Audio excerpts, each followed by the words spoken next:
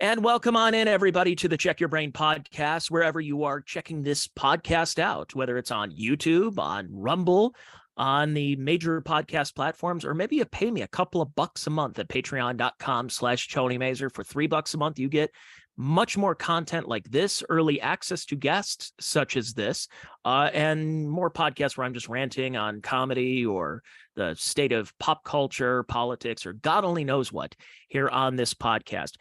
I have a very special guest on this podcast. We've been coordinating and corresponding, I should say, on Twitter for a little bit. And I'm a fan of his on social media, but I'm also a fan of his father. And I think a lot of people are fans of his father. He's the author of the book, Why, Gary, Why? And that's my guest today. His name is Jody Plauche. Jody, thanks for doing the podcast. Thanks for having me.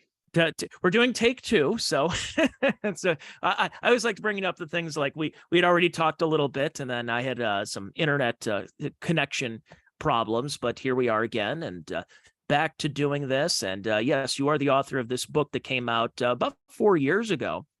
So and I urge people to go check out the book. It's one of these. It's not one of these new type of political books where it's about Joe Biden or Donald Trump, where it's something you read once and you probably just leave it on your bookshelf. You don't check it out. This is one that you not only have on your bookshelf, you will read again, and then you will encourage other people to read this. You're like, you have to check this out. Remember that guy at the airport who shot it's like, you need to read this book. You need to read about the history. But Jody, talk a little bit about where you were, how you got into the awareness for for counseling and everybody that you went through. Basically, you went through hell and back when you were a kid, but it was so public. How do you manage that? How were you able to manage that? Were there any substance abuse things? Did you have any type of vices? And how you were able to go forward with this this message that you're trying to put out there and trying to help families, help children? I mean, over the course of it's now almost 40 years that you've put into this work here. All right. For those who may not have Googled my name or my dad's name, yes, when I was 11 years old, I had been sexually abused by my karate teacher for about a year. And then he came to some financial problems, took off to California. When he did, he took me. He eventually got caught. And when they returned him, my dad had found out about the sexual abuse, and he had gotten wind from someone who had worked at the TV station at what time they were bringing him back. So he went to the airport, got on the payphone, was talking to his best friend. He wasn't pretending to be on the phone. He was talking to his best friend. And he told him, "Here they come. You're going to hear the shot." And he shot him. People say on live TV it was captured in front of a television camera. And the shooting took place around 9:30, and they had about 30 minutes to make a decision on whether they were going to show this or not. All right. So because of that, over the years, I've done several different talk shows, starting in 1991 with the Geraldo Rivera show. And Geraldo had us fly up to New York City, and I only went there to be on TV, just to say I went to New York City for free and get a trip to New York City. Well, the show aired June 4th. This was April of 91. The show aired June 4th of 91. And a couple weeks later, I got a call from Mike Barnett, who was one of the lead detectives on the case. And he's actually the one who was on the phone, made the call to the FBI to come get me. And he called me up and he said, "I want you to know this." He goes, "It's going to be on the news. It's going to be in the papers." He goes, "We just arrested this pastor. He had been molesting these two boys. And one of the boys saw you on Geraldo and credited that for him coming forward." So that's when at 19 years old, I decided, okay, I want to take what happened to me and turn it into something good. So in 97, when I graduated from LSU, I moved to Pennsylvania in 98 and worked at a place called the Victim Services Center of Montgomery County Incorporated. It's located in Norristown, which is a suburb of Philadelphia. I worked there for 7 years. I was a certified sexual assault counselor, and I wanted to take that experience as well, not just my personal experience, because I've been to the hospital as a child victim of sexual assault, but I've also been to the hospital with a child victim of sexual assault as an advocate, as a crisis counselor. So I wanted to take all that information and create a interesting book that's like a sexual assault how to respond manual. And so that's what I believe my book, Why, Gary, Why is. It's not just a my story and what happened to me. It is that, but the other half is more like a self-help on signs and symptoms, what to look for in grooming, how to respond if your child discloses abuse and all that other stuff. And I try to inject my personality through it, so I try to make it funny. I wrote a book about child rape, kidnapping, and murder, and if you go to Amazon and read it, there are several reviews that are like, this book was funny, I laughed, I cried. So I think it has a good balance. Yeah, that's what I always said about the movie Goodfellas, that there's so many funny parts in that movie that's supposed to be this serious crime movie. And it's Wait, funny how? Funny how? Yeah, funny how. And that's what good work does, especially when it comes to art, but also good literature, is that it's supposed to manipulate your emotions like that. You're supposed to go like, should I be laughing here? I mean, this book is about, again, yeah, child rape, but that's kind of funny. And that's what it does, is that I think it plays a very pivotal role, and it will hit close to home. But again, people cope in different ways. And you're somebody that has kind of, you have a sense of humor. You and I like very similar comedians and what types of humor, but not everybody does that. And there are people who are still traumatized from things that happened as a kid and different coping mechanisms. And it's got to be tough. And so that means you deal with, and you've helped consult children or now maybe adults who had this happen to them, and that they're kind of reliving the experiences from all different parts of the spectrum of people who've coped in different ways. It's just this is not, it's sad that this is still going on, but every case is different, isn't it? Yes, every case is different. That's why, I know people, they look at my dad as the symbol of justice, which in a way he was, but you can't, it's more important for a parent to be there for their child. So, another thing too is, like, if a child discloses abuse, you don't want to ask like why questions, like, why didn't you tell me earlier? Why are you telling me this now? Because that's somehow blaming or blaming on the child, like it's your fault you told.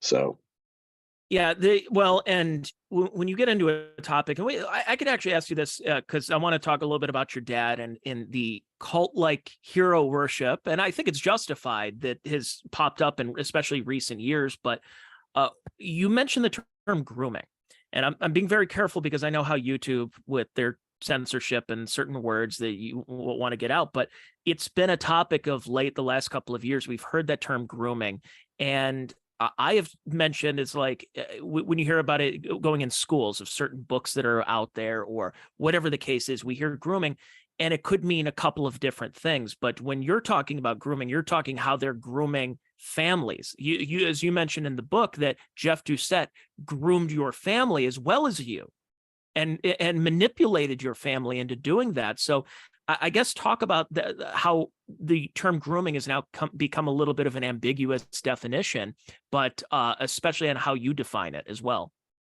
I guess the easiest way to describe grooming is being that fun guy. Presenting yourself as this guy who's fun. Jeff would take us to the mall. We go on karate trips out of town. We went to Astroworld. So, here's this guy who everyone thinks is a big kid, and he loves being around other kids, and he'd let us drive the car, and he'd take us skating. Just being that, all-American, wonderful, just great guy is pretty much the grooming. It's to make the parents less suspicious of, like, if I were to tell.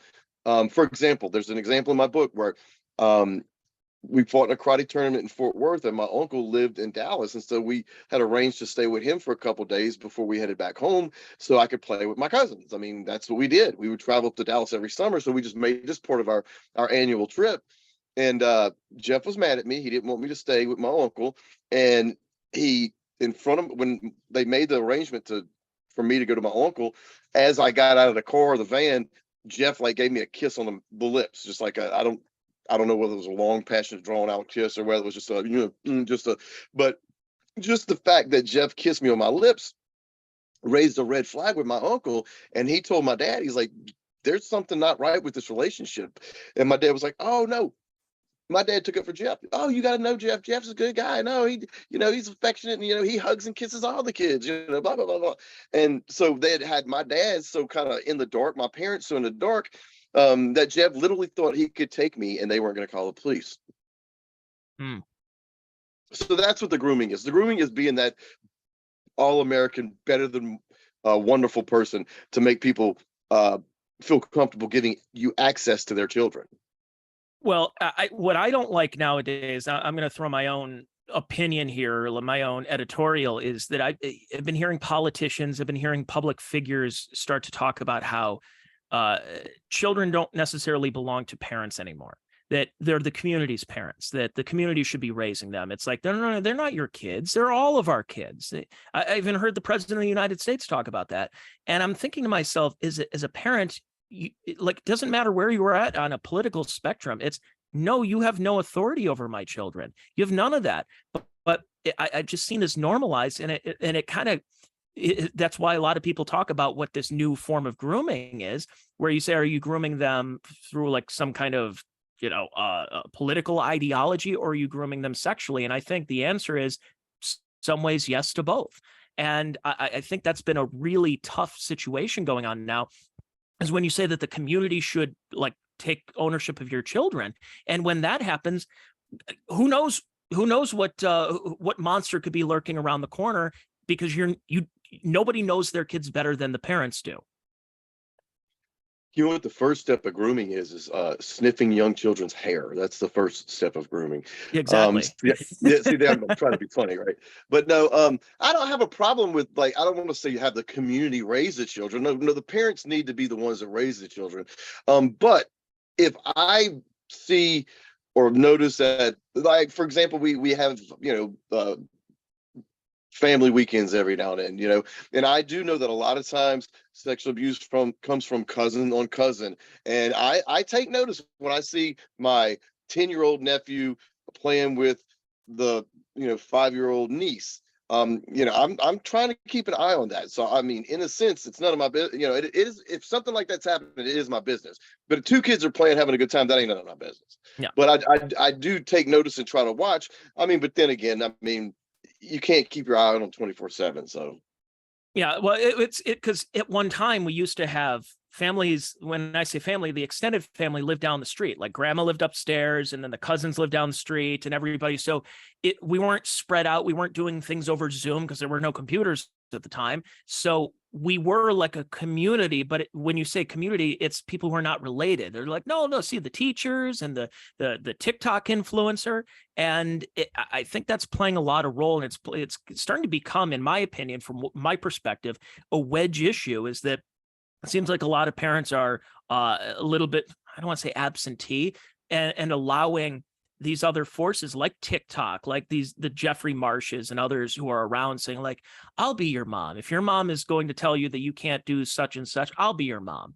And I'm like, it probably is a form of grooming in a very like small, remote way, as opposed to, like, again, having somebody who's like a baseball coach that's trying athletic supporters on in the shed or something. It's like, I think it still falls under that grooming. And that's one thing that is concerning me. It comes in all forms. That's why it's important to, I'm not going to say by reading my book, you're going to become an expert and be able to spot every symptom and sign, but you know what? It's going to give you a better shot of understanding that. So that's why I think it's important for parents, especially parents, to read, the book. Let's talk about your dad and your parents. It was what, about like a year before they had gotten divorced? They never got divorced. My parents were married till the day he died. Oh, they were. They okay. never got divorced. Okay. Because I thought I read something that they were separating or something, but I might have gotten some bad information. No. At the end of the summer of '83, my mother told my dad to leave because she had been telling him to stop drinking, and he wouldn't. And he was a salesman, so his job was to go out and entertain. So he'd go out for lunch, he'd buy him lunch, and he'd have a couple beers. He'd go to the office, he'd do a little paperwork. Then hey, meet me at 3:00 for happy hour. So he got the happy hour from 3 to 5. Then he'd go on over to the baseball fields where he was our baseball coach, and that was pretty much. Or he'd go to the basketball gym, and because he was our basketball coach, or he'd go to the football fields because he was our football coach. So I mean, that was kind of like his routine. He'd get up, go entertain clients, and because of that, he's coming home drunk every night. I mean, he'd have a 6-pack of beer in an ice chest at the community park, and he would cut out a Coke can and he'd take the beer, stick it in the Coke can, and then he'd just drink like that. I mean, this is how our dads were back then. And so someone asked me, did I think my dad had a drinking problem? I mean, he did. I mean, he did have a drinking problem, but the main person that had a problem with his drinking was my mother, and I don't blame her because she had 4 kids, and so she's got to take care of 4 kids and this drunk man, every night. So I don't blame her. And if he wouldn't cut back or at least make an effort, which he didn't, I don't blame her for telling Daddy to leave. So then that all happens, and so while he's not in the picture anymore, that's when Jeff comes along a little bit more Jeff, in the picture. Jeff had been doing it already. Okay. It just allowed him more opportunities. It was one less obstacle with your dad, living somewhere else, and that Yes, he's able to kind made of it that much easier for him. Yep. And obviously, and then that's where your dad's probably just going out of his mind when he starts hearing this stuff. And then, like you mentioned, and here's the thing: it's like, I don't want to give away too much in the book, but I think a lot of it, because this was a huge news story, people know about it. It's easy to Google, and so this was going on with Jeff, and then it gets to a point where you get abducted, taken to Anaheim, and you're out there, and that they were able to track you down where you were at because of a collect call that was made from the hotel. What was that like being in the car? Like, was it something like, hey, we're going to Disneyland, you want to come with? Or was it something very like, what was Jeff? What was his reaction during that time? Well, I knew Jeff was highly stressed because he had made some bad business deals, all because of him. And he owed people money. He had written some hot checks, and he had a court date coming up. And he told me if he can't borrow, I want to say $10,000 or $15,000 by this date, then he's going to go to California. He's going to take me with him. And so that's the closest I ever came to telling, because I didn't want to go with him, but I still took the silent, not say nothing, and just went along with it. So when we got in the car and we weren't heading the way he said, he told my mother we were going to go to this other Karate Kid's parents were building a house, and Jeff's brother owned a carpet company. And so Jeff was like, oh, I'm going to go check to see if the carpets arrived. And so we weren't heading towards that house. We were heading out towards his brother's house. And we went to his brother's Mike's house and picked up some things. And then we went from Gonzales, Louisiana, in my mother's car, mind you, to Port Arthur, Texas, where his mother lived. And his mother lived next door to his sister. And so the sister had a phone. They went over and they called my mother and said that Jeff and Jody are here. Jeff's going to have him back in the morning. And so my mother was like, he better be back home in the morning. So this was a Sunday. Well, when I didn't show up Monday, my mother called the police, and Tuesday they went to Port Arthur. Well, that happened to be the same day we took a bus from Orange, Texas to Los Angeles, California. Oh. And we left on a Tuesday, and we got there on a Thursday morning at about probably 3:00 in the morning. We hung out in the bus station for a couple of days, but then we did go to Disneyland. So that's how we ended up in Anaheim, because we went from LA. We took the bus from LA to Anaheim. We walked a block, got a hotel room. Next day went to Disneyland. After Disneyland, walked the block to the hotel that he eventually got arrested at. That was the Samoa Motel at Harbor in Catella. I think it's 425 West Catella. And it's now in America's Great Adventure, but that hotel's still there. And in '96, I may have actually stayed there now that I think about it, because that sounds familiar. I stayed off a hotel in Catella when I went to Disneyland one time. I don't know which one it was, but I hope it wasn't that one. Okay. Well, in '97, my friend Chris, his dad was getting married in San Diego, so we flew out. It was during spring break, so we flew out to San Diego. Well, I decided to stay a couple days in LA, so instead of flying straight home, I booked my ticket so I could go a couple days in LA. Well, to get to San Diego to Los Angeles, you got to go right by Disneyland. And I exited off that interstate, and I drove straight to that hotel without a map. I knew exactly where it was. And I went and I took a few pictures. So if you see like the ESPN story where they're showing the room, I took those pictures in 1997. So how did that feel when you went back to that hotel? Like, was it just full of emotion, or was it just one of those like, wow, so that was the place? It was just like, all right, this is where I was. And I remember I did an interview when I was in Pennsylvania. I was like, it was a crappy neighborhood. Like when I went back in 97, it was crappy, but they've since gentrified it, and it's really nice again. Well, of course. Yeah. Put a Del Taco across the street. Everything's going to be really good. So your dad gets wind of it because he talked to a newsman, right? And that they caught wind. Was that the story? My dad used to work at the TV station. He was a cameraman back in college. Okay. The place where my dad would entertain his clients that I was telling you about was about less than a half a mile up from that news station. My dad bowled on the team currently in '83. He bowled. I would go with them. So he knew everybody that worked at the news station. They were his friends. And so the program director at the time, his name was Bob Shadell. And if I look like I'm tweaking on crack, it's just I got this. I'm doing an endurance test with my beard, and it's itching. So that's what I'm doing it No, for. But you're good. but there's a guy named Bob Shadell, and he's like, "Hey, I think they're bringing your boy back tonight." And my dad, they had lied to my dad and wouldn't tell him when he was coming back. And he goes, "No, I think they're back. He's back already." And Bob goes, "No, he's coming back tonight." He goes, "I'll find out what time for you." And he walked over to the payphone. It may have been a phone booth inside the restaurant. Went over to the phone booth, made a call, found out, oh no, he'll be in at 9:08. So I mean, he legitimately told him. So my dad, when they asked my dad, how did he find out? He said, "Oh, they were over here and I just overheard him." But my dad lied. My dad didn't overhear him. That guy said, "Hey, they're bringing him back at 9:30 tonight or 9:08 or whatever." So Now, your dad decides, I'm going to go to the airport. I'm going to go over to the payphone.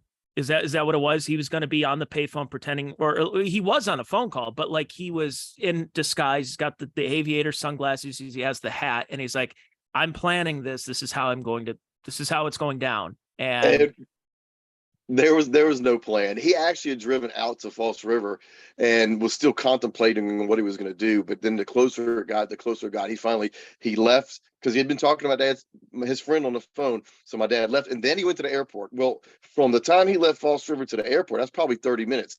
So my dad's friend was calling back to the sheriff's office saying, "Hey, my friend's at the airport. He's going to shoot this passenger. You need to get and stop this," because he was worried about my dad getting shot and killed, right? So he didn't want my dad to get shot and killed either. He wasn't worried about Jeff. He was worried about the cop shooting Daddy. So Daddy got to the airport. He had the gun in his boot. And again, I don't think he actually knew what he was going to do at that time.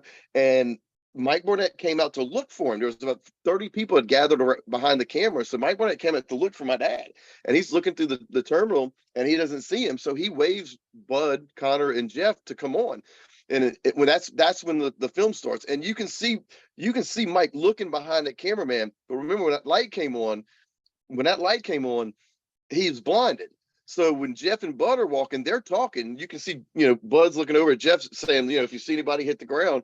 And right then, that's when my dad was like, "Oh no," because when the light came on, he was like, "Oh no, he's coming." And he goes, "All right, you know what? I'm pulling the gun out of my boot. You're gonna hear the shot." And he knew in that light was going like this on the wall. When that light got even with him, he knew that they were right behind him, and that's why he used that light to guide him. That's why he turns perfectly at the right time, because he used to be a cameraman. And it's a perfect shot too. I mean, right in the head. Like he didn't go for just straight body mass. He wanted this guy dead. And we talk about it on March 16th every year, and Father's Day becomes Gary Plauche Day, that you do anything you can to protect your kids. And when you find out something like this happens and somebody is doing that, it almost seemed like everybody, it didn't matter like gender, sexuality, political persuasion. I think everybody, when presented with the evidence, the facts of this case, everyone kind of just shrugged their shoulders and said, "I probably would have done the same thing." Now I know you go out publicly, you say, "I do not advocate that anybody does something like this." But again, I understand, you understand, everybody understands in a situation like this what is going on. And so, Jeff gets shot in the head. I think he's in a coma for like a day, and that's about it. And then so what happened as this becomes, obviously it's on national television.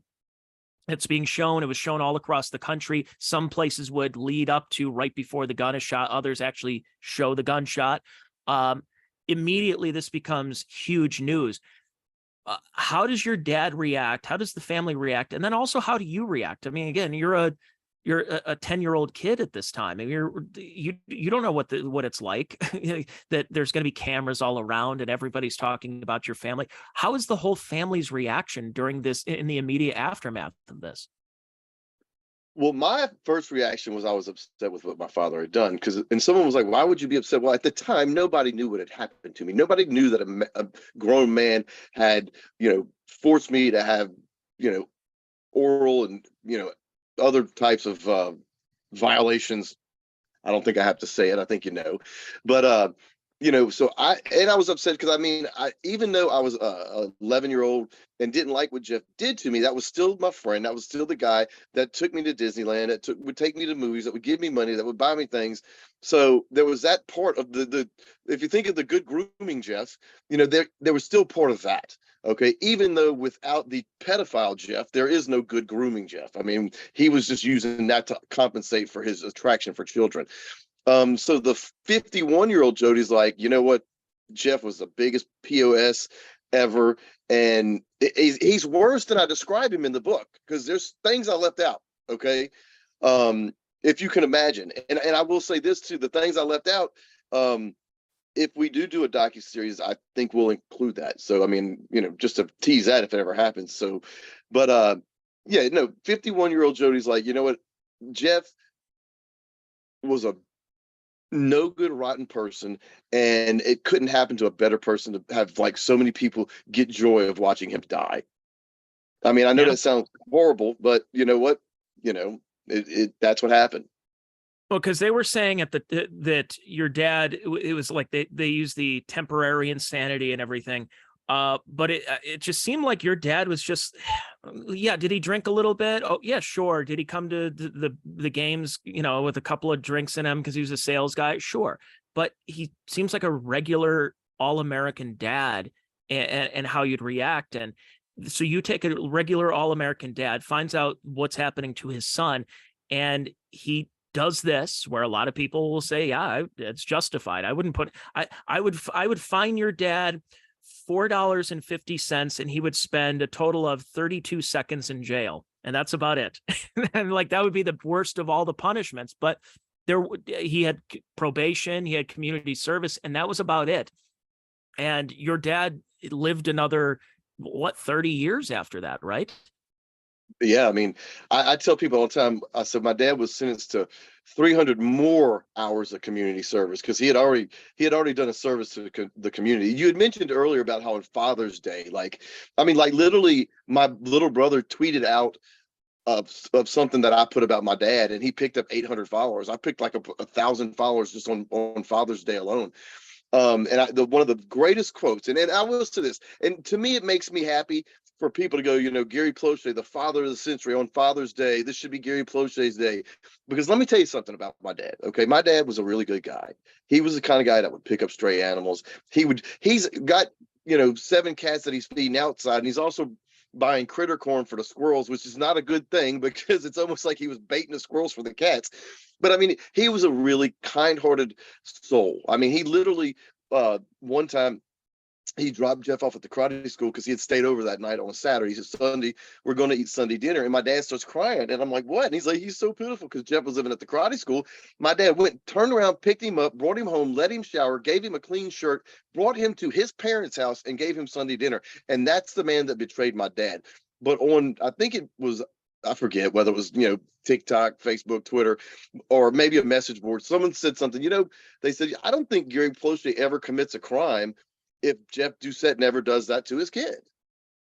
And my favorite comment anyone's ever said about my dad was Gary Plauche was not Gary Plauche until he had to be Gary Plauche. And I was like, that's my dad right there. So when people call him the father of the century, I'll just say this. If every father was like my dad, this world would be a lot better place. And that's even with the drinking. Yeah. I think about with my dad is that he probably, I couldn't imagine what he would have done. My dad was a cop. And if he found out something happened to my brother or me, and I remember one time I was in the Cub Scouts, stereotype, but we had a scoutmaster who didn't have any kids. He was probably about 30 and I was 9 or 10, and he lived not far from us. And I think he gave me a ride one time home. Never did anything, never tried anything to like, I know like some people will say like, oh, did you block it out? No, he did give me a ride, but my parents were like, I don't trust this guy. I don't trust this guy at all. And not long after, he wasn't a scoutmaster anymore. So I don't know if he tried this with other people, but my parents made sure that they're like, we're going to keep a close eye. You're not going to go down the street.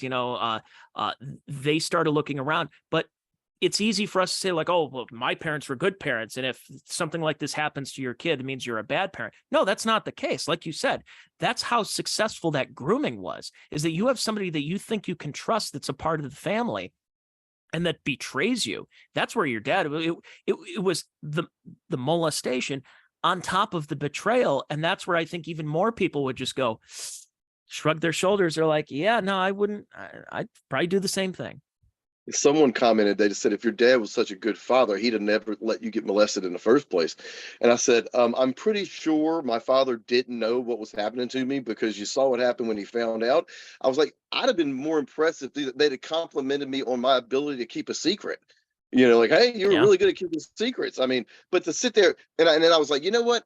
I was like, you got to put things into perspective. In 1984, people didn't talk about this. Okay, people did not talk about pedophiles and child molesters. They did a show called A Fallen Angel. It was about a guy taking child pornography, but it was so just so you had to infer what they were trying to tell you, because they wouldn't go into the depth. I just watched it on YouTube the other day. If you ever get a chance to watch it, I credit that too, because I'd seen that movie. So whenever Jeff started to touch me inappropriately, I was thinking, oh, he's like what was his name, Howie. I'm like, he's like Howie, and that was the character, the pedophile in the movie Fallen Angels. So if you get a chance to check it out, it's not the greatest movie in the world, but it came out in 1981. But getting back to my point, no one talked about it in 84 because of what my father did. What my father did directly led to the 2002 Catholic Church scandal with the movie Spotlight's about. By them doing the investigation, I talked to a guy, and when I was living in Philly, so it was 20 years ago when it came out, and he said the first case that he remembers was in 1984 in Lafayette, Louisiana, which is an hour from Baton Rouge. And I asked him, I said, do you remember what month it was? He said, yeah, it was October. Well, guess what? In October 1984 in Lafayette, Louisiana, my dad was on the news every night, and they were talking about him shooting Jeff. And I'm willing to bet that kid saw that kid came forward because of watching my dad on the news, just like that one kid did for Geraldo. Well, you mentioned that 1981 movie, and I was doing a podcast on this recently, the Different Strokes episode with the Bicycle Man. And that was an episode where, for folks who don't know, but it kind of led into the very special episodes of all those. Every TV show in the 80s and early 90s had to have a very special episode. And that was where Arnold and Dudley went into the bike shop that was played by Gordon Jump, who was Mr. Horton, and he was grooming the children. And eventually they go as far as they can without really going over the top with it. But the over the top stuff when that was that they had a laugh track still. And it made things really, really uncomfortable, because you still have Gary Coleman throwing out one-liners. I'm like, yeah, no, you're about to be molested, but hey, it's Gary Coleman. He's telling a joke here. It's so uncomfortable. Have you watched it? Can you Google what year that was? That may have been before Daddy, but what you're saying is they really 1983. Yeah. All right. So that was before Daddy, but they were so kind of like so far on the outside that you really, unless you were molested, you didn't know what was going on. I think Todd Bridges, who I just sent him a friend request on, I followed him on Twitter and he followed me back. So that was cool. But I mean, he was being sexually abused in real life, and they're wanting him to go out and act and pretend. And, so he had that conflict going on that no one knew about. Yeah, that was going on in those 80s shows where I think one of them was Square Pegs with Sarah Jessica Parker, where a lot of the girls were just getting drunk on the sets. And there's a lot of shows. There's a lot of rumors. I'm gonna go up to the edge, but I'm not gonna go over because, again, YouTube, I don't want them getting in trouble. But there were shows like Kids Incorporated and Rocky Road. I mentioned Kids Incorporated in my book. Yeah, and there was a lot of stuff that was going on at that time because pre-internet. And it's like, well, with the amount of super stations and cable stations that were popping up, it's like, well, let's fill the gap with all these kids shows where kids are auditioning and doing talented things. And then Nickelodeon, Cartoon Network come about. But then we started hearing a lot of stories like with that Dan Schneider from Nickelodeon, who was obsessed with Ariana Grande's feet and had something about feet and everything. And then they're like, yeah, we found a couple of things on your computer. It was just... you talk about these taboos, and I think people are a little bit more open nowadays, but nearly 40 years ago, this was still just like, that couldn't happen. That doesn't happen. And cases like yours and what happened to you, and obviously the news with your dad, is that it broke it open, saying like, no, not only can it happen, it's not just happening in big cities like New York and LA and San Francisco. It can happen in your small town, and it is happening in your small town. So what are we going to do about it? And your case really, like you said, with Spotlight, broke it open for a lot of people, and people were able to kind of feel a little bit more comfortable coming forward. I would say right after Daddy shot Jeff, the McMorton trial happened. And that was a big news story, national news story. But about, I guess it was 5 years ago, probably, time flies. So it was probably 10 years ago. Because, I mean, shoot, COVID was 3.5 years ago, the shutdown. So probably about 10 years ago, I was watching Kids Incorporated, and I was just getting creeped out. Just like, I was like, the creators had some type of interest in children. I even Something going on. I even so far as Googled the creator, and he never was arrested for anything inappropriate with children, which kind of made me happy. But still, I was like, yeah, it was just a little too creepy for me. And I loved Kids Incorporated. I mean, it gave us, Fergie Ferg, it gave, Martika. I mean, Rashawn Patterson. Wasn't Jennifer Love Hewitt in that show too? She was in the later. She was like, in the later years. I mean, it appealed to my 11-year-old self. With Martika and Renee Sands that ended up singing Wild Orchid with Stacey Ferguson. I mean, so yeah, there's a soft spot in my heart with Kids Incorporated, because that's the show that, like, literally after the shooting that I started watching. Me and my friend Brian would watch it. But as a adult former or certified sexual assault counselor who is on the board of the Louisiana Foundation Against Sexual Assault, I cannot watch Kids Incorporated without getting creeped out. And I still love Kids Incorporated, and there are other kids shows. I mean, what was the one? It was another kids show. I mean, just, with Corey Feldman coming out talking about the problems. I mean, there's no doubt in my mind that Hollywood has I don't want to say Hollywood, but I mean, every place has a problem. But it just seems whenever you got someone who's doing all this activity for kids or with kids, it raises my radar. Yeah, it's like, it's not necessary. I mean, I look, I'm 35, so I grew up in the glory days, quote unquote, of like when Nickelodeon was starting, everybody was watching it. And we have to have our teen dramas and our teen comedies. And then you find out all these stories that they came out and they said, yeah, a producer exposed himself to me, a producer told me, or a director said, if you want this part, you have to do this and you do that. And you're like, man, is everything that I grew up with, is nothing sacred anymore? And apparently nothing was. And it's creepy when I think about all these things going forward. But I'm somebody, again, I'm not a victim of sexual abuse as a child. So I can't imagine how that could play into if somebody does find that is a survivor of sexual abuse, that they can watch it and go, I can't watch that stuff anymore.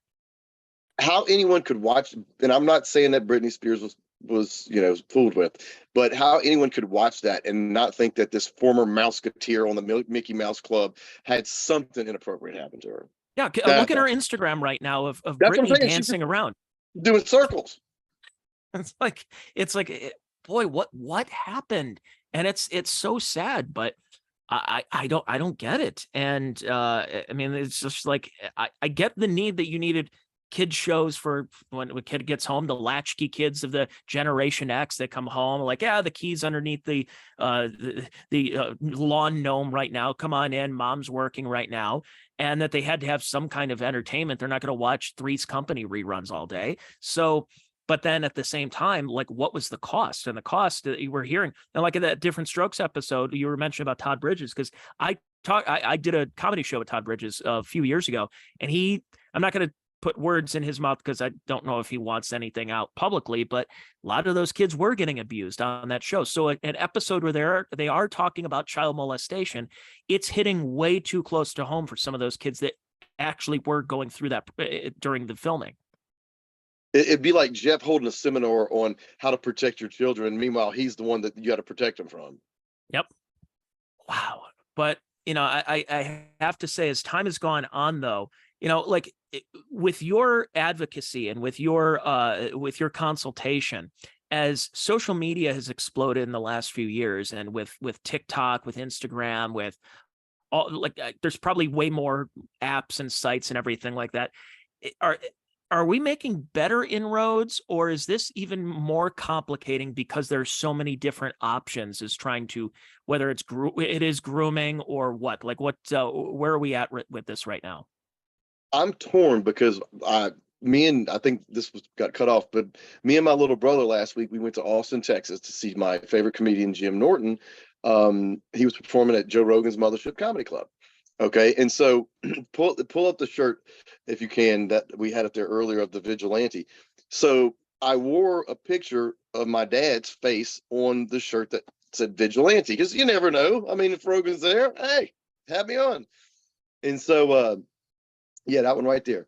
And so I was at a bar, the Sidebar in Austin. If you ever go to Austin, go to the Sidebar. And I was talking to the bartender, and I had that shirt on, and I was like, hey, look, I said, just so you'll know, the reason why I got this shirt on is, I was like, because when I was younger, I was kidnapped and taken to California, and my dad, and he goes, shot the guy in the airport. And he knew the story. And I was like, man, I said, I'll tell you what, I'm going to go back to the hotel. We were like 2 blocks away. I said, I'm going to go back to the hotel. I said, I'm going to get you a copy of my book.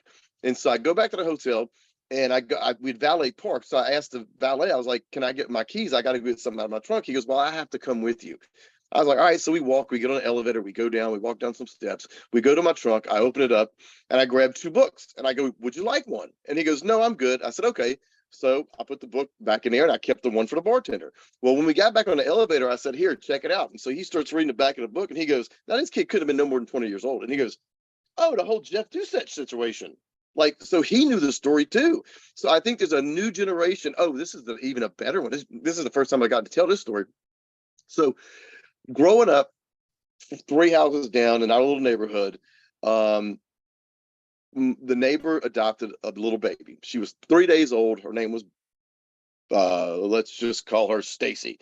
All right. So I was able, as a baby, to hold Stacy when she was a baby. Like, that's how long I've known this person. Well, she now lives in Portland, Oregon. She's on her 2nd marriage, and her kid came up to her, and he's probably like 12 or 13. And he's like, Mom, have you ever heard of Gary Plauche or whatever? He mispronounced the name. And knowing the family, like, she's as close. We had a trip. My parents came to visit me. The only time my parents came to Pennsylvania to visit me, she was living in Virginia, and we drove to Virginia and stayed the night with her, since we were so close. Like, that's how close the family is. My niece was her flower girl in her first wedding, and the 13-year-old kid has actually stayed at the home. He was just a baby and don't remember it. So he goes up to her and is like, do you know Gary Plauche? And she's like, I've heard of him. Like, why? And he goes, because he killed his son's molester on national TV and got away with it. And she goes, how do you know about him? And he was like, I saw a video on TikTok. And she goes, well, come here, let me show you something.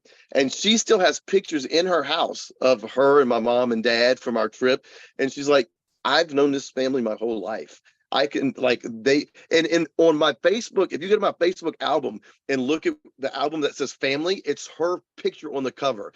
So she was able, and I mean, we got pictures from her at my, 3rd birthday party where we both where she couldn't even walk. She's sitting on my grandfather's lap. So I was like, because of that, I mean, it's given, it's raising more awareness. So that's a good thing. But with all that access, there's also a lot of bad things too. So. Yeah, because we were just what about last week or 2 weeks ago, my wife and I were watching the special that I forgot what network had it on, Jared Fogle, and the subway guy, which was, you get into a situation where you get so big and then you completely abuse what you have. And you're representing one of the top, like, Fortune 500 companies and telling everybody, oh, I lost all this weight. I lost 200 something pounds because I walked every day to get a Subway sandwich. And then all these text messages and all the ways of talking about, like, oh, I want an 11-year-old. Yeah, that's who I want, a middle school. And you're just getting creeped out because you're thinking, that's the guy who was selling me sandwiches on TV for 20 years right here. Yet he's also this monster.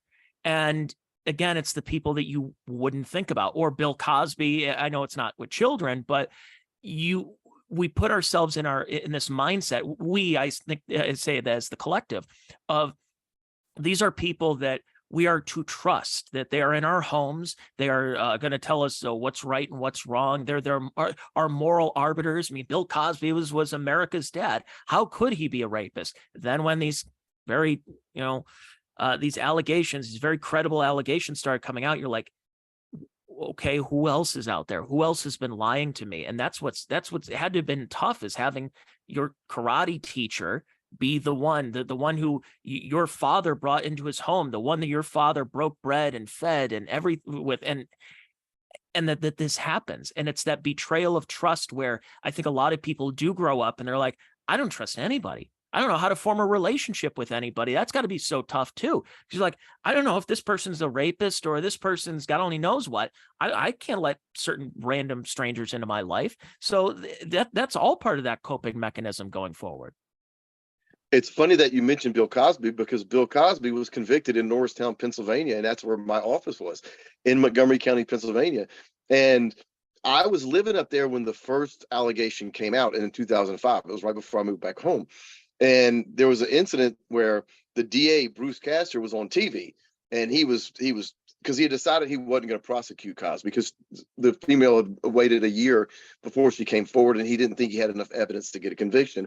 And so, but there was an alleged audio tape where Bill Cosby was basically confessing, apologizing, saying he would pay for her counseling, her therapy, her college. So basically, they had Cosby dead to rights. Well, Pennsylvania, it's a two-party state when you record, so it was inadmissible. He could not use that evidence to get Bill Cosby, right? So they leaked, somebody in the DA's office leaked that there was this tape out, right? So he goes nuts on the local news. Now, this is just a local story at the time. He was like, if anybody in my office, and I think probably her family released it, if I had to guess, but he goes, if anybody in my office released the tape or talked about a tape, I will not confirm or deny that there's a tape. He goes, I will fire them and I will prosecute them. I will assure you of that. So he went ape crazy. So the next day, it just so happened we were at a training in Montgomeryville, Pennsylvania, and they had a woman, Jane. She worked at the DA's office. So we're sitting there and we're having lunch, and I'm sitting at the table. There's like 8 of us at the table, and nobody's talking. Everyone's just. So I said, hey, Jane, so I got a question for you. She's like, what, Jody? I go, what's on them tapes? And look, everybody just started laughing because it was such an uncomfortable energy. And she was like, I said, no, I said, I know you can't comment. I was just making a joke. And then everybody started talking. Yeah, I was going to say something, but I didn't want to bring it up. But hey, Jane, so I know that Bruce knew Bill Cosby was guilty, and I knew Bruce couldn't get him. But Bruce also made a deal with Cosby that if he answers the deposition, he will not use that against him. And that's what ultimately got him convicted. And that's what ultimately got it thrown out, is because they used that deposition against him when they had already told him that they wouldn't. But yeah, Bill Cosby was Montgomery County. You got Jerry Sandusky at Penn State. That's where I was going to ask about that next. Yeah. That's why I accepted, because that was another figure at the time. I mean, like you said, you lived in Pennsylvania, and he was supposed to be the heir apparent. It was Joe Paterno, and Jerry Sandusky was like, it was just a matter of time before Joe Pa's going to retire. Sandusky's going to take over. And then all of a sudden, 1999, he retires. And what does he do? And I've had former coworkers who used to live in Pennsylvania who helped run a camp for kids. And he would come out and help the kids on how to be a proper linebacker. You're trying to, using I guess in a good way, the term groom, you wanted to groom these kids into being the linebackers, the Nittany Lion linebackers. And ultimately, he was going to those camps and preying on these kids. And I think one of the stories was he took the seat belt and tied the kid's hands up or something. You're like, oh my God. Again, a trusted figure for such a long time. And that's what they do, is they've abused the trust. And a lot of people are just like, I don't know who to trust anymore. If I can't trust America's dad or the football coach of my favorite team, who can I trust? Well, he was a pillar of the community. Jerry Sandusky was. He had I forget the name of his charity, but he had a charity that would refer to him, kind of, not, I don't say underprivileged youth, but high risk youth, people who had been molested or sexually abused. The Office of Children and Youth, they were the ones that were referring the kids to Jerry Sandusky. So he had them just manipulated. If anybody out there wants to read more about this, go read the Clementi report. I mentioned it in my book. I can't talk about it enough. For those who don't want to spend 6 hours reading my book, because the audiobook's only 6 hours and 30 minutes. It's on Audible. But go read, at minimum, if the only thing you do from this interview is read the Clementi report. It's about Jerry Sandusky, to get a better understanding of how these people work. If you want to do that, that's like your Cliff Notes to my book. James T. Clementi. Okay. Yeah. So I remember when this came out, but man, I mean, like, when you see these stories, does that trigger anything in you? Or are you, I don't want to say removed, but because you've been so open to talking about this, are you a little bit more desensitized? I'm probably more desensitized, but I feel an obligation to, I remember someone asked me, hey, what do you think about the Duke lacrosse situation? And I was like, I haven't paid attention to it. So I do feel like, having written the book now, people, the story, my dad's popularity growing and growing, that I feel like I do need to pay more attention to the stories when they come out. For example, I went to the movies for the first time in 4 years last week to see Sound of Freedom, the movie about human trafficking that's getting all the controversy. And, I was like, there's only one thing controversial about that movie, is if you're a pedophile or a child trafficker. That's the only thing controversial about it. It was a good movie, but yeah, I do take it upon myself to edge, like for example, Michael Jackson, Kobe Bryant. I've read as much, like I read the Michael Jackson grand jury transcripts when they were leaked. I read the Kobe Bryant police report, because I feel like I need, as kind of an expert, to have an educated opinion about certain things. Mm-hmm. Yeah, I was going to say, because I didn't know if it was one of those where, if there's a situation of like, it could just be rape anyways. And you do have people that are like, I can't be around that because it's invoking what happened to me, and I can't, it's too triggering for me. But like you said, you're out in the open, you're talking in public with this, so it's like, yeah, no, it's an obligation. So it's I mean, you're doing great work. Obviously, the book, and I'm glad we didn't get too much into the book, because it's a great read. But and the reason is I want to get people to read it. Like, it's one of those things where, like, getting everybody into, we could talk about the facts and everything, but you also want to give a little bit of time for people to say, like, yeah, but it's in the book. Read the book. So that book, of course, is called Why Gary Why. Let me go. No, that's the Clementi report there. Why Gary Why, available on Amazon. And I mean, this is, go buy it. I mean, this is, you can get the paperback, you can get the digital copy, or you can go to Audible and download the Audible version, or the audiobook. And that just came out in November. On November 1st, we came out with the audio edition. A friend of mine, Toby Tomplay, he has a studio and he does audiobooks, and I was like, dude, let's do it. And so we did it, and we got it up. And if you don't like reading, I recommend the audiobook. Yeah, we're a podcast generation. And speaking of, I'm glad you're on my podcast. We got to get you on Rogan. We got to get you on Jim and Sam. We got to get you all over the place and continue promoting this book, especially with that 40th anniversary coming up next March. Hey, I was thinking about talking to Smith & Wesson and seeing if they come up with a 40th anniversary 38 snub nose special. The Gary Plauche. Is that what it was? It was. It really should. It should have that caricature, like the caricature with the sunglasses and the hat and the beard, and just put that on there. I would love that. Hey, go to the first group of like memes that you pulled up that didn't make it to this version. I want to tell you a story about one of them. Okay, let me pull it. It was I just typed it in meme. Any of those, or is there like, because I love the laser beam one. Scroll down a little bit. There's one that's a patch. Make it bigger. Can you make it bigger? There's one that's a. Let me go back to the Gary, because there's this is if you just look. All right. So top row, it'll be the fourth from the right. It's almost like in the middle. Click on that, or zoom in down. All right. So that's it's like a patch, and the guy makes these patches. Oh man, my brother's gonna kill me. I just sent him a book. Something ops. It's something ops, but patch ops maybe. Well, he made that one, and he also made a T-shirt that looked just like that. My older brother bought that as well, which prompted people to go, why don't y'all do that? Which I don't care to make t-shirts about my dad shooting Jeff. I mean, if other people want to do it, that's fine. But it is weird, getting tagged on Facebook every other week about someone posting a meme, or there's a new one with the guy shooting Jeff's head blowing up. My cousins reached out to them. I got to send them a couple of books. So it's really, it's crazy to just see my dad grow like he has every year. Thanks to social media. 40th anniversary, and then and then what, next year will be 10 years since he had passed too, right? Yes, there'll be the 40th anniversary and the 10-year anniversary of his passing. Those will come 7 months apart, because he shot him on March 16th and he died October 20th of 2014. Man, it doesn't seem that long.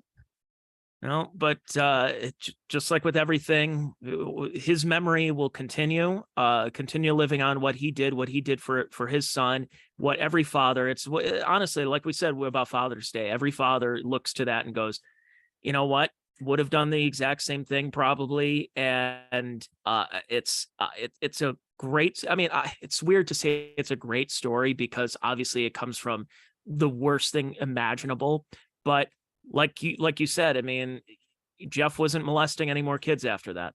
So your dad stopped a monster. Well, I'd like to end with this quick little note that I am, in a sense, following in my father's footsteps, because I told you, he was the kind of guy that would pick up a stray animal and bring him home. Well, this thing, this that's been sitting on my lap this whole interview is my kitty Lolo Jones. Are you familiar with Lolo Jones? Yeah, the track and field star. Yeah, so whenever I picked her up, I found her, she was walking on the shoulder of Interstate 10. I mean, like literally she was on the interstate on the shoulder, and she was about this big. And I turned around, went and I got her. And that's why she loves me so much. That's why she sits on my lap.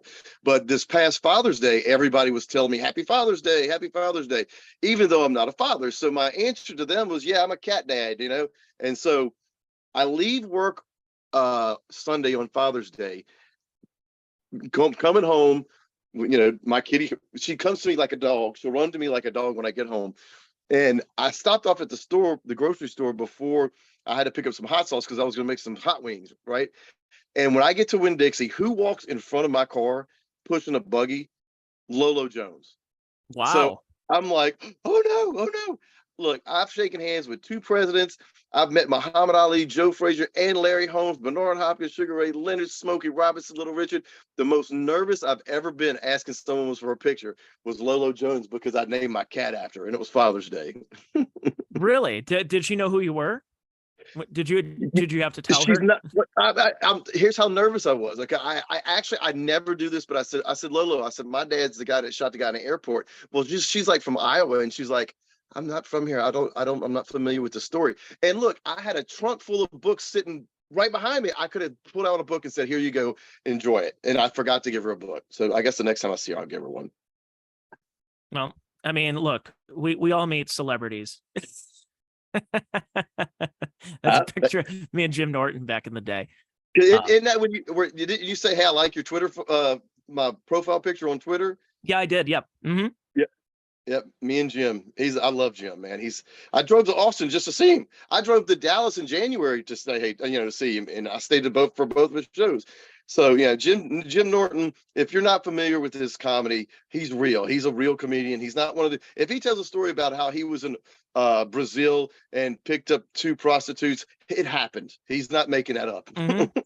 or all I have to say is 2 words: Monster Rain. Monster Rain, yeah. Unfortunately, I played that, and I do have a theory on Jim, because Jim talks about the fact that he's like, I wasn't sexually abused, I wasn't molested, but what happened with Jim, in my opinion, what I believe, and you can I'll write about it in the book, not specifically about him, but I think what happened to Jim was there was a form of sexual abuse that he didn't recognize called acting out. So another child in his circle of friends was getting molested and taught Jim at a young age Monster Rain. And I think that was a sign of some other kid acting out on Jim. That's why he doesn't say or identify as someone molesting. But have you ever heard him do Uncle Paul and Baby Hitler? I've heard Uncle Paul. Yes, I used to babysit you. Oh yeah, he did. That's my karate friend, a little tattletale. And him doing Uncle Paul, I love it. I mean, he did the one, if you go to YouTube and talk about baby Hitler, it's so inappropriate, but he's like, what are you going to do? Take Hitler's side? It's just, but again, you have a sense of humor about this that not everybody would, I guess, identify as, but they can't tell you how to react to something horrible that no, you need to react in this uniform way. It's like, no, you've made jokes, you've put yourself out there and everything. You're a public figure. And yeah, but unfortunately, would you, I guess, have preferred the life of being just a normal everyday person had that not happened to you, and had your dad been a hero or anything like that? You'd ideally probably not want to have been molested, and that you could live a normal life growing up in Louisiana. Well, it goes back to the one really bad review I got on Amazon from old Crystal. It upset her and my godson, for those who haven't read the book yet, when he was a freshman, when I think he was a freshman, no, sophomore in high school, he played cornerback and his team went to the Superdome and won a state championship. And he had an interception in that game and he played really well. So right before his junior year, him and his friend got stuck in the mud and he went to, tie the rope and told him, all right, you go. Well, the friend had it in reverse. And so that truck backed into him and crushed his leg. So he lost his leg. And so he worked hard. He busted his butt and he eventually got back on the field. His team made it back to the Superdome and he got to play in the state championship his senior year, holding for extra points. And unfortunately, the team lost. But a couple of years after that, me and him were sitting, he was going to LSU. And I asked him, I said, would you switch with me? Would you be willing to switch with me? And he was like, I can't answer that. I said, I can. I was like, I'll take what happened to me because it's my reality. It's what I went through. He's adjusted to life. Look, he's married now, got him a house, he's got a baby, got a pony. He's a defensive coordinator at a high school. So I mean, he's doing well. But I mean, I saw a picture of him today. He was out, wakeboarding. So he's adjusted to not having a leg. So I'm willing to bet he wouldn't want to go through what I went through because I don't want to go with what he went through. And there was another one of our friends, I won't say his name, but his dad was paralyzed when he was like 7 years old. And I wanted to ask him, you can trade with me either of us so your dad could walk. Would you be willing to do it? And again, I don't think he would. I think it was his reality. That's what he's coped with. He's reacted to. So I think all of us would keep what happened to us. So that the point, I wasn't trying to be some, self-righteous prick that Crystal thought I was. I was just trying to make the point that, we experienced something tragic, all of us had, and we've dealt with it our own way. We've coped with it. We've moved on.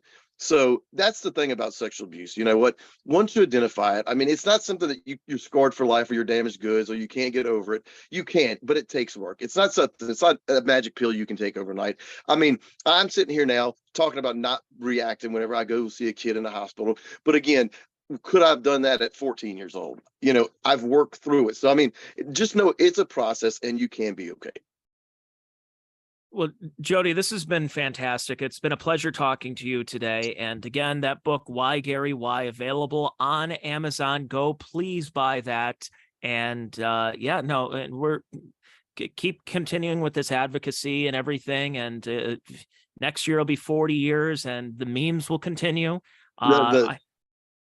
I was to say the next time a big McMorton case comes, if you want to have me on and we discuss about it, just feel free to reach out and we'll make it happen. Absolutely, yeah, and I might have to change my profile picture with the your dad with the laser beams for eyes. That's that's I love that meme. But Jody, thank you so much again, and thank you for checking out the Check Your Brain podcast today, if you're watching this or listening to it. If you liked what you heard, subscribe. Make sure you, whether you want $3 a month for Patreon or just hit the free podcast that goes out every Wednesday. So thanks everybody for listening and watching the Check Your Brain podcast. I'll be back with you with another free episode coming up next week. Bye now.